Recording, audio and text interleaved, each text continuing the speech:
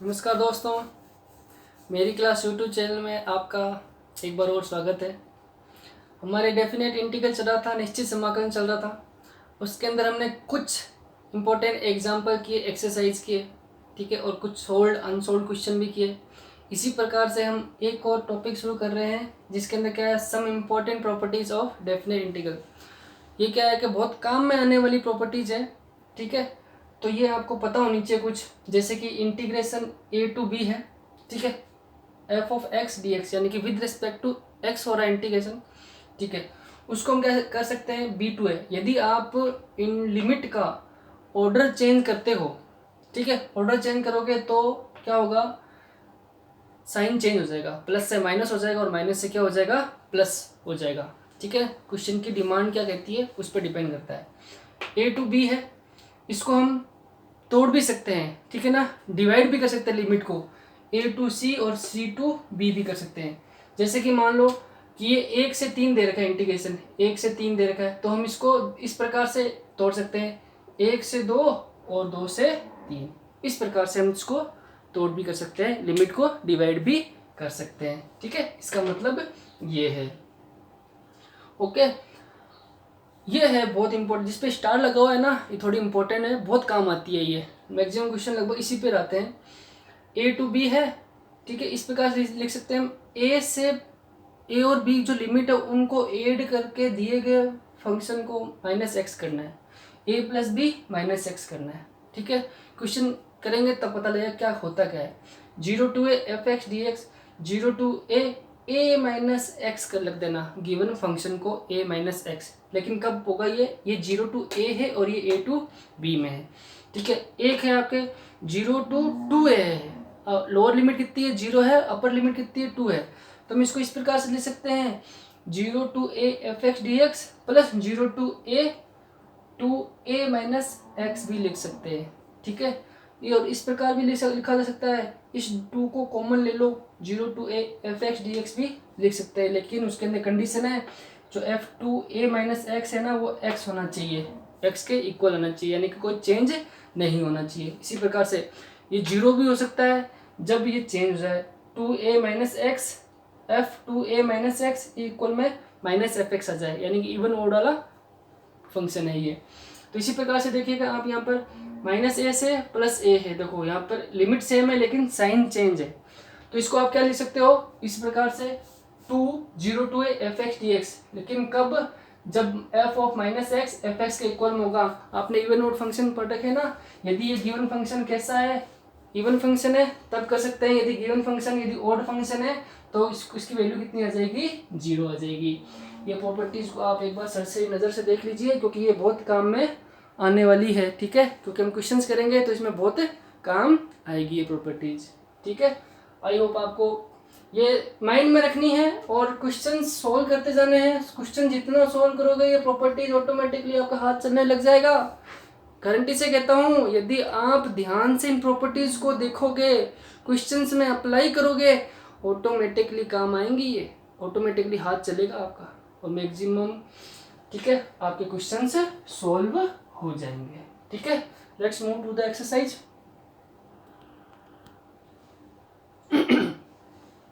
देखिए अभी जो मैंने प्रॉपर्टीज करवाई उसी में से कोई एक प्रॉपर्टीज है ये, ठीक है। कैसे सॉल्व करना है, साइन स्क्वायर थीटा है। अब इसको कैसे सॉल्व किया जाए, देखिए तो इसके लिए आपको प्रॉपर्टीज पता होनी चाहिए। आई होप आपको प्रॉपर्टीज याद कर ली होगी आपने। देखिए इसमें कौन सी प्रॉपर्टीज लगाई जाए, देखो ये माइनस से प्लस जा रही है, ठीक है, यानी कि प्रॉपर्टीज सेम है लेकिन वैल्यू कितनी है अलग अलग, एक माइनस में और एक क्या है प्लस के अंदर है। क्योंकि हमें पता है, देखो हमें प्रॉपर्टीज पढ़ी थी कि माइनस ए टू ए है और ये एफ ऑफ एक्स है डी एक्स, इसको क्या लिख सकते हैं हम लोग, 0 to a F of x D x. लेकिन कब, यदि F of x minus x कितना होना चाहिए, एफ ऑफ एक्स है, यानी कि आप देखोगे, यानी कि x की जगह यदि माइनस एक्स रख दूँ, यदि वो वही फंक्शन आता है तब तो क्या प्रॉपर्टी लेगी, अदरवाइज सेकेंड वाली प्रॉपर्टी लेगी। तो देखिए आप यदि यहाँ पर लिखोगे साइन स्क्वायर थीटा में यदि माइनस थीटा रख दोगे तो साइन स्क्वायर माइनस थीटा, वैसे देखा जाए तो कितना आता है माइनस साइन थीटा आता है, ठीक है। तो इसमें क्या होगा, साइन स्क्वायर थीटा ही हो जाएगा, ठीक है, क्योंकि value sine of minus theta कितनी होती है, माइनस साइन थीटा होती है, जबकि यहाँ पे क्या है साइन स्क्वायर है ये, ठीक है, स्क्वायर तो वापिस पॉजिटिव वैल्यू आ जाएगी, यानी कि इसमें कोई चेंज नहीं हो रहा है, यानी कि एफ ऑफ माइनस एक्स कितना आ रहा है, एफ ऑफ एक्स के इक्वली आ रहा है। तो हम क्या कर सकते हैं, इसको ये प्रॉपर्टी लिखनी है आपको, इसलिए यहाँ पर इस प्रकार से लिखा जाता है 2 to π/4। अब हमें साइन स्क्वायर का इंटीग्रेशन पता नहीं है, लेकिन हमें कुछ आइडेंटिटी पता है, किस प्रकार से 1 माइनस कोस 2 थीटा लिख सकता हूँ मैं, इसको अपॉन में 2 डी थीटा लिखा जा सकता है, इस 2 से 2 कैंसिल आउट हो जाएगा। तो ये जो इंटीग्रेशन है वो इस प्रकार से हो जाएगा 0 to π/2 d theta minus 0 to π/2 cos 2 theta और डी थीटा हो जाएगा। जब आप इसको सोल्व करोगे तो कितनी वैल्यू आएगी, थीटा 0 π/2 माइनस कोस थीटा का होता है आपके साइन थीटा होता है इंटीग्रेशन, और जो भी टर्म मल्टीप्लाई में दे रखी है, कोफिशिएंट दे रखा होता है, वो कहाँ आता है, डिनोमिनेटर में आ जाता है, और लिमिट लगा दोगे π/2, π/4 है क्या, सॉरी π/4 है, तो π/4 लगा दीजिएगा, ठीक है। तो सबसे पहले अपर लिमिट π/4 माइनस 0, फिर लोअर लिमिट, फिर 1/2 है साइन 2 थीटा, थीटा की जगह रखना आपको π/4 रखना है, π/4 रख दोगे, ठीक है, माइनस साइन 0, बस हो गया ये सवाल। π/4 माइनस 1/2, ये तो 0 हो जाएगा, ये कितना हो जाएगा साइन π/2 हो जाएगा, 2 से काटो कितनी बार, 2 बार कट जाएगा, साइन 0 0 होता है, तो कितनी वैल्यू हो जाएगी π/4 माइनस हाफ इंटू 1, ये इसका क्या हो जाएगा, आंसर हो जाएगा, ठीक है। बस आपको प्रॉपर्टीज लगानी आनी चाहिए, किस प्रकार से क्वेश्चन सॉल्व करना है, प्रॉपर्टीज कैसे लगानी है, प्रॉपर्टीज दिमाग में रहेगी, आप कितने क्वेश्चन सॉल्व करोगे अपने हाथों से उतने ही आपकी प्रॉपर्टीज क्लियर हो जाएगी, ठीक है। निश्चित रूप से आपके सम सॉल्व होंगे यदि आप प्रैक्टिस करोगे तो, ठीक है। नेक्स्ट क्वेश्चन देखिए, एक और क्वेश्चन सॉल्व करते हैं, कैसे सॉल्व करना है आप लोगों को। तो 0 to π/π दे रखा है, इसके लिमिट दे रखी है 0 to π। तो देखिए हमने एक लिमिट देखी थी 0 to a देखी थी, f ऑफ x dx क्या होती है, ये 0 to a लिख सकते हैं, f of a minus x लिख सकते हैं dx, ठीक है। जब भी आप इस प्रॉपर्टी को लगाओ तो सबसे पहले क्या करना है, इसको i के इक्वल में ले लेना है, ठीक है, i के, लेट i इक्वल टू ये है, ओके, और इसको एक समीकरण 1 लिख देना है, ठीक है। फिर क्या करना है आप लोगों को, ये प्रॉपर्टी लगानी है, कौन सी वाली, ये जो वाली, क्या लिख सकते हैं हम इसको, 0 to π, जहां जहां पर x है वहां वहां पर क्या लिखना है, a माइनस एक्स लिखना है, ये रहा x, pi minus x sine pi minus x upon में 1 plus cos square pi minus x, ठीक है। तो इसके लिए क्या हो जाएगा, ये 0 to पाई साइन पाई कितना होता है, एक्स होता है, और यहाँ पे कितना हो जाएगा पाई माइनस एक्स, ये कितना हो जाएगा साइन एक्स, और यहाँ पे कितना हो जाएगा 1 प्लस कोस स्क्वायर एक्स हो जाएगा, क्योंकि जो आपका जो पाई एक्स होता है साइन 180 माइनस थीटा कितना होता है, 180 minus theta, 180 minus theta theta के इक्वली हो जाता है। आपको ट्रिग्नोमेट्रीज याद है ना, उसके अंदर हम ये क्वेश्चन सॉल्व करेंगे, ठीक है। तो देखिए आगे सॉल्व करें हम इसको, तो कैसे सॉल्व करेंगे, ये देखिए 0 to π, और जब आप इसको मल्टीप्लाई करो कितना बचेगा, ये पाई साइन एक्स अपॉन में 1 प्लस कोस स्क्वायर एक्स, और यहाँ पे कितना बचेगा dx भूल गए क्या, ये dx हो जाएगा। इसी प्रकार से minus 0 to π x sine x upon में 1 plus cos square x dx हो जाएगा। ठीक है। तो देखिए हमने इसको माना था आई, तो ये तो क्या हो जाएगा, पूरा पूरा आई हो जाएगा, 0 to pi sine x upon में 1 plus cos square x D x हो जाएगा। और ये कितना हो जाएगा, आई के इक्वल हो जाएगा। ठीक है, और ये आई के इक्वल में पहले से ही चल रहा है, I equal I equal I equal. इस आई को आप इधर लेके आओ, कितना हो जाएगा, ये 2i हो जाएगा, और 0 to pi pi sine x upon में 1 plus cos square x D x हो जाएगा। अब देखिए हमें यहाँ पर क्या है कि sign x upon 1 plus cos square x का फॉर्मूला नहीं पता है, तो इसके लिए हम क्या करेंगे, इसके लिए आप लोग क्या करोगे, आप सब्स्टिट्यूशन मेथड मैंने आपको करवा रखे हैं, तो सब्स्टिट्यूशन मेथड के अंदर आप इसको आगे सोल्व कर सकते हो। कैसे सोल्व करेंगे, सब्स्टिट्यूट मेथड का फॉर्मूला क्या होता है, मतलब स्टेप क्या होता है, सबसे पहले कि हमें सब्स्टिट्यूट उसी को करना है जिसका क्या हमने डेरिवेटिव यानी कि ड्राइव करेंगे, यानी कि उसका यदि अवकलन लेंगे तो वो क्या है कि टर्म इंटीग्रेशन में हमें देनी होनी चाहिए। ठीक है, तो कैसे करें हम लोग, क्या दे रखा है, ये साइन एक्स दे रखा है, ये साइन एक्स अपॉन में 1 प्लस कोस स्क्वायर एक्स है। ठीक है, कोस स्क्वायर एक्स है, इसको हम यहाँ पे लिख लेते हैं। तो देखिए इसको आप आगे सोल्व करो, कितना हो जाएगा, ये क्या करेंगे, लेट क्या करना है आपको, मानना साइन एक्स को क्या ले लेना है, टी ले लेना है, सॉरी कोस एक्स, हाँ कोस एक्स को टी ले लोगे तो कितना आ जाएगा, ये कोस एक्स का डेरिवेटिव करोगे साइन एक्स का डी एक्स, और कितना हो जाएगा, डी टी आ जाएगा। तो दिख रहा है साइन एक्स डी एक्स की जगह क्या लिखा जाएगा आपके पास में, डी टी लिखा जाएगा, तो ये आ जाएगा पाई डी टी अपॉन में 1 प्लस टी स्क्वायर। पहले एक्स के रिस्पेक्ट में हो रहा था, अब किसके रिस्पेक्ट में होगा, इंटीग्रेशन टी के रिस्पेक्ट में होगा। ठीक है, लेकिन क्या है कि हमारी जो लिमिट दे रखी है वो किसके लिए दे रखी है, एक्स की लिमिट दे रखी है, जबकि इंटीग्रेशन किसके रिस्पेक्ट में हो रहा है, टी के रिस्पेक्ट में हो रहा है, तो इंटीग्रेशन भी तो लिमिट भी क्या हो जाएगी, चेंज हो जाएगी। तो देखो सबसे पहले क्या रखो, लोअर लिमिट रखो, 0 है तो कोस 0 कितना होता है, 1 होता है, तो यहाँ से कितना हो जाएगा 1, कोस 0 की वैल्यू कितनी होती है, 1 होती है। ठीक है, और फिर क्या दे रखा है, पाई दे रखी है, कोस पाई कितना होता है, कोस पाई होता है आपके पास में -1 होता है, तो टी की वैल्यू कितनी हो जाएगी, -1। ठीक है, 1 से -1 हो जाएगी। अब आप क्या करो, मैंने एक प्रॉपर्टी बताई थी आपको, -a से a के बीच में, जब आप, ठीक है